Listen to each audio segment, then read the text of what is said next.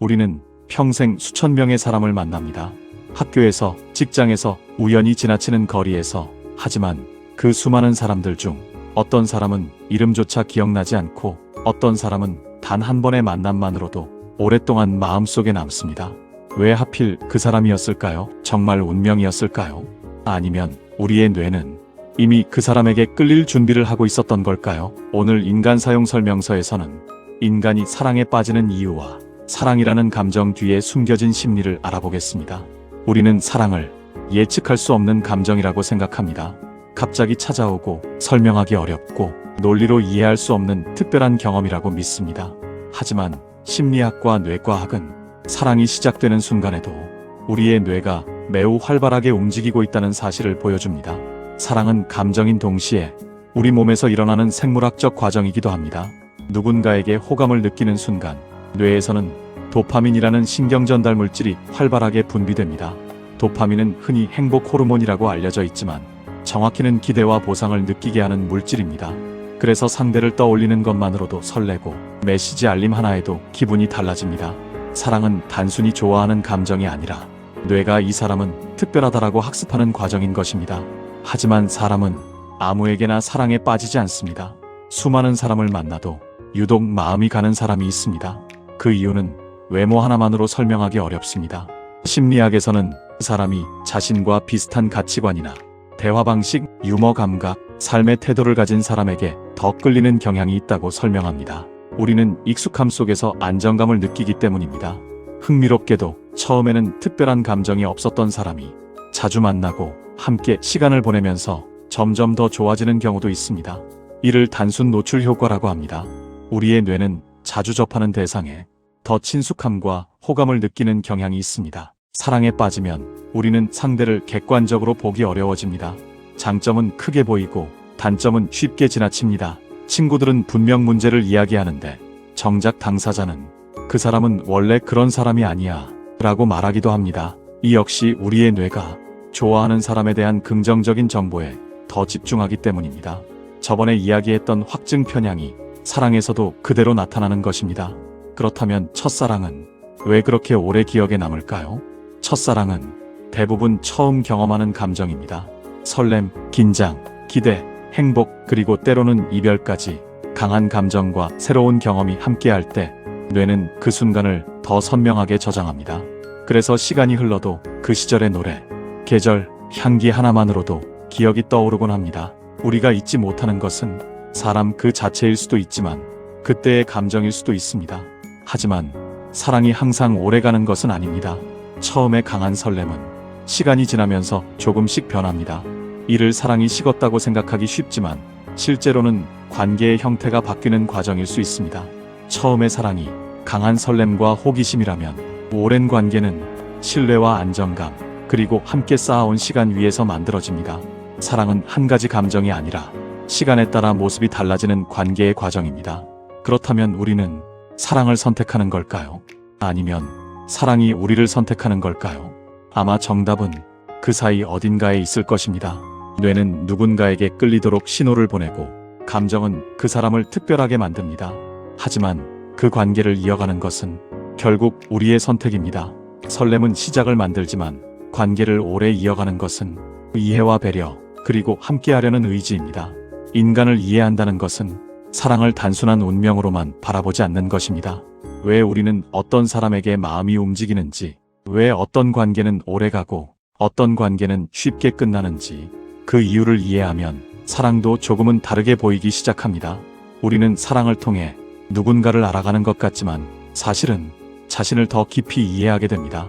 사랑은 상대를 향한 감정인 동시에 자신을 비추는 거울이기 때문입니다. 우리는 평생 수많은 사람을 만납니다. 비슷한 나이, 비슷한 외모, 비슷한 성격, 하지만 이상하게도 유독 한 사람에게만 마음이 움직일 때가 있습니다. 친구들은 이해하지 못합니다. 왜 하필 그 사람이야? 심지어 우리 자신도 그 이유를 설명하지 못할 때가 있습니다. 왜 우리는 특정한 사람에게만 끌릴까요? 많은 사람들은 이상형이 사랑을 결정한다고 생각합니다. 키가 크고 유머 감각이 좋고 다정한 사람. 하지만 실제로 우리는 이상형과 전혀 다른 사람에게도 끌리곤 합니다. 왜 그럴까요? 우리의 뇌는 완벽한 사람보다 익숙한 사람을 더 편안하게 느끼기 때문입니다.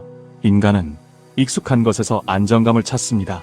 어린 시절 자주 들었던 말투, 편안하게 느껴지는 표정, 대화 방식, 분위기, 이런 작은 요소들이 우리가 의식하지 못하는 사이 호감에 영향을 줍니다.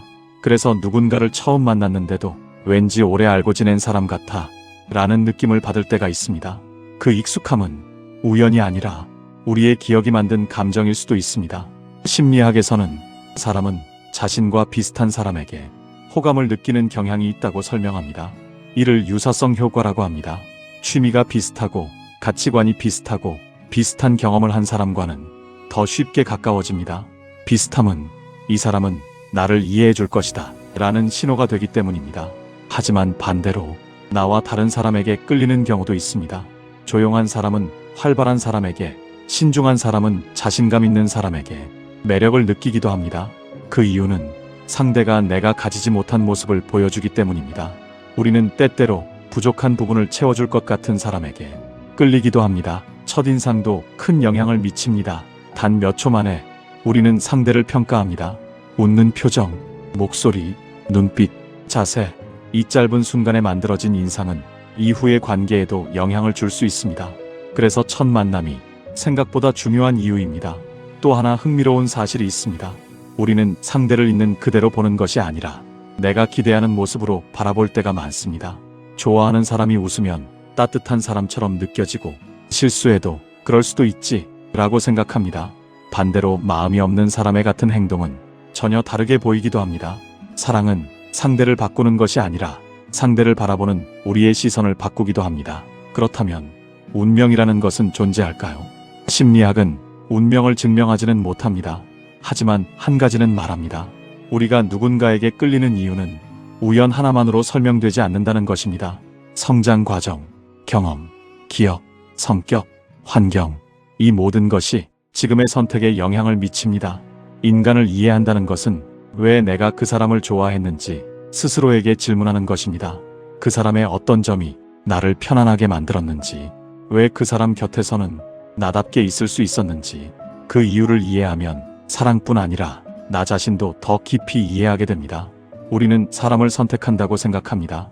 하지만 때로는 우리의 기억과 경험이 이미 마음의 방향을 정하고 있었는지도 모릅니다. 질투는 나쁜 감정일까요? 우리는 질투하는 사람을 보면 미성숙하다고 생각합니다. 감정적이라고 생각하기도 합니다. 그래서 많은 사람들은 자신의 질투를 숨기려고 합니다. 하지만 흥미로운 점이 있습니다. 인간이라면 누구나 질투를 느낀다는 것입니다. 왜 그럴까요? 왜 우리는 누군가를 부러워하고 누군가를 의식하고 누군가를 빼앗길 것 같은 불안을 느낄까요? 질투는 도대체 어디에서 오는 걸까요? 상상해 보겠습니다. 당신이 매우 소중하게 생각하는 사람이 있습니다. 그런데 어느 날부터 그 사람이 다른 사람과 더 많은 시간을 보내기 시작합니다. 특별한 일이 있었던 것도 아닙니다. 관계가 끝난 것도 아닙니다. 그런데도 이상하게 마음이 불편합니다. 머릿속에는 수많은 생각이 떠오릅니다. 내가 뭘 잘못했나? 저 사람이 더 좋은 사람인가? 나보다 더 중요해진 걸까? 이 감정의 이름이 바로 질투입니다. 많은 사람들은 질투를 사랑의 증거라고 생각합니다. 하지만 심리학은 조금 다르게 설명합니다. 질투는 사랑 그 자체보다 상실에 대한 두려움과 더 깊은 관련이 있습니다. 우리는 무언가를 얻었을 때보다 잃을 가능성이 생겼을 때 더 강하게 반응합니다. 이전 영상에서 이야기했던 손실 회피 심리와 비슷합니다. 인간의 뇌는 얻는 기쁨보다 잃는 고통을 더 크게 느끼도록 설계되어 있습니다. 그래서 누군가를 소중하게 생각할수록 그 사람을 잃을 가능성에도 민감해집니다. 그런데 질투는 연인 사이에서만 나타나는 감정이 아닙니다. 친구 사이에서도, 직장에서도, 가족 안에서도 나타납니다. 친구가 다른 친구와 더 가까워졌을 때, 동료가 나보다 더 인정받을 때, 형제자매가 더 많은 관심을 받을 때 우리는 비슷한 감정을 느낍니다. 왜일까요? 인간은 끊임없이 자신을 비교하는 존재이기 때문입니다. 사실 우리의 뇌는 절대적인 평가보다 상대적인 평가에 더 민감합니다. 내가 잘하고 있는가 보다 내가 다른 사람보다 잘하고 있는가를 먼저 확인합니다. 그래서 누군가의 성공이 나의 실패가 아닌데도 불편하게 느껴질 수 있습니다. 질투는 상대 때문만이 아니라 비교 속에서 만들어지는 감정이기도 합니다. 하지만 여기서 중요한 사실이 있습니다. 질투 자체는 문제가 아니라는 것입니다. 질투는 하나의 신호입니다. 내가 무엇을 중요하게 생각하는지, 무엇을 잃고 싶지 않은지, 무엇을 원하는지를 알려주는 감정입니다. 문제는 질투를 느끼는 것이 아니라 그 감정이 행동을 지배하기 시작할 때입니다. 질투가 지나치면 상대를 통제하려고 하거나 관계를 의심하게 만들고 스스로를 끊임없이 괴롭히게 됩니다.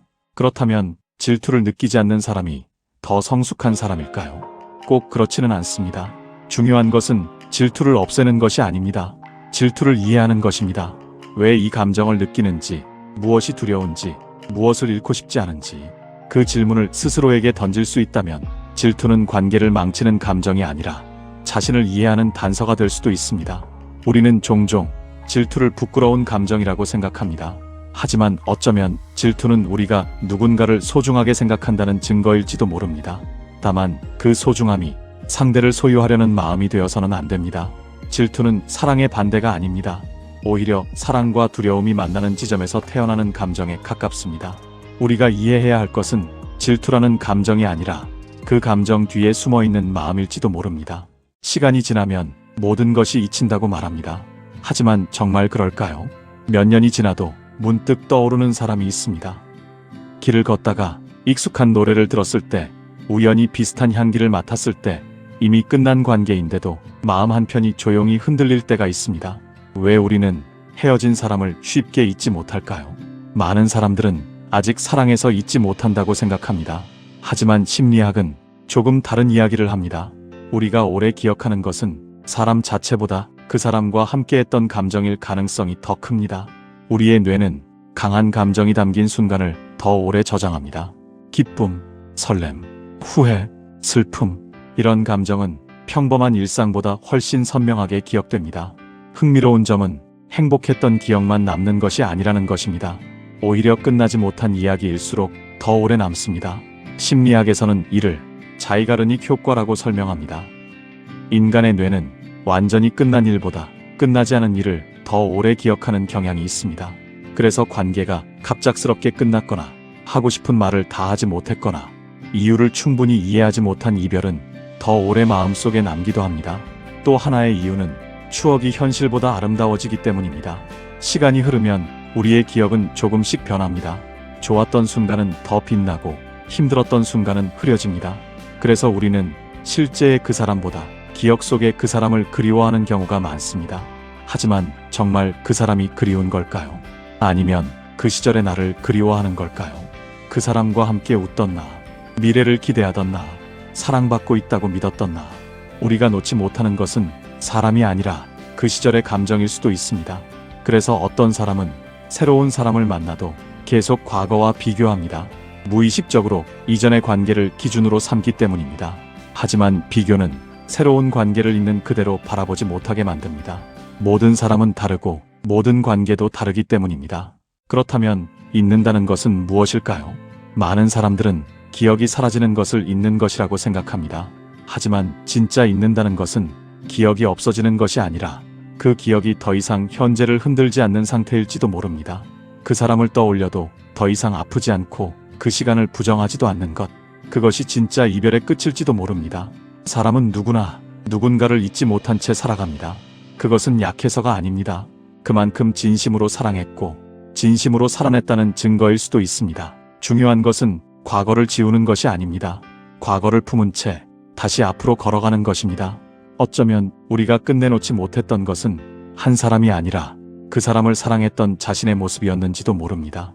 누군가에게 거절당한 적이 있나요? 고백을 거절당했을 수도 있고 면접에서 떨어졌을 수도 있습니다. 친구들에게 외면받았던 기억일 수도 있습니다. 그 순간은 이미 오래전인데 이상하게도 그 기억만큼은 선명하게 남아 있습니다.